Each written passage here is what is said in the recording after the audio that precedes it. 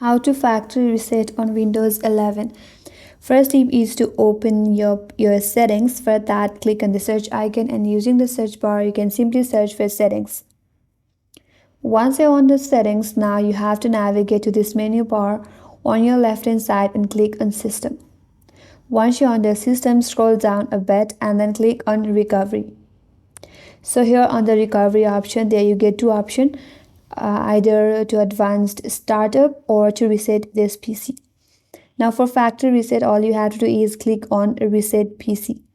After that, you will have a prompt in your interface that will ask if you want to keep your files or you want to remove all the files.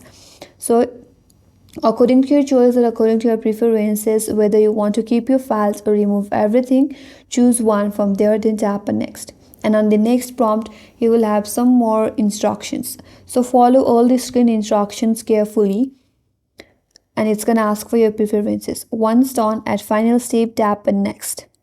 And once you have completed all the prompt, your device will restart automatically.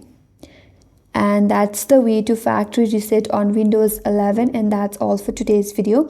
Hope this video was helpful, and if you're new to our channel, consider subscribing. Thanks for watching and stay tuned for more tutorials.